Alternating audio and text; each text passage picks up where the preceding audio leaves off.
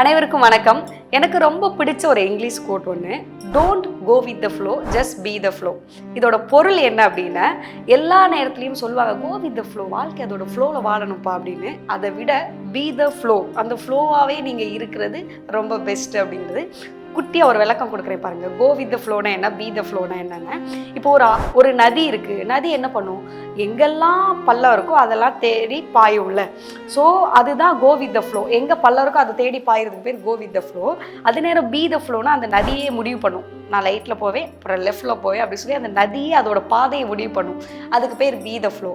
இப்போ கொஞ்சம் டீப்பாக யோசிச்சு பார்த்தா எல்லா நேரமும் நம்ம கோ வித் த ஃப்ளோன்னு போக முடியாது, எல்லா நேரமும் நம்மளே பி த ஃப்ளோவாகவும் இருக்க முடியாது.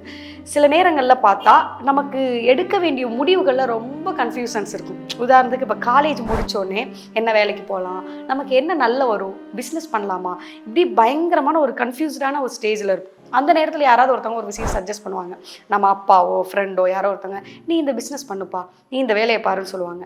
அப்போ நம்ம அதை எடுத்துக்கலாம். ஏன்னா நமக்கு என்ன முடிவு எடுக்கிறதுன்னு தெரியல. அந்த நேரத்தில் அந்த முடிவு எடுத்துகிட்டு கோ வித் த ஃப்ளோ அப்படின்னு சொல்லி நம்ம போகலாம். ஆனால் சில நேரங்களில் நமக்கு ரொம்ப தெளிவாக தெரியும், நான் காலேஜ் முடிக்க போகிறேன், முடித்தோடனே நான் சிங்கராக போகிறேன், இந்த காலேஜில் தான் படிக்க போகிறேன், இந்த மியூசிக் டேரக்டர் தான் ஒர்க் பண்ண போகிறேன் அப்படின்னு எனக்கு என்னோடய பாதை ரொம்ப தெளிவாக தெரியும்னு வச்சுக்கோங்களேன். அப்போ யாருமே ஏய் நீ அதெல்லாம் பண்ணாது, அதெல்லாம் பண்ணால் நல்ல வாய்ப்பெல்லாம் இல்லையாமே அப்படின்னு என்ன சொன்னாலும் நம்ம கேட்க வேண்டிய அவசியம் இல்லை. அந்த பி த ஃப்ளோவாகவே நம்மளாவே இருக்கலாம் அப்படிங்கிறது தான்.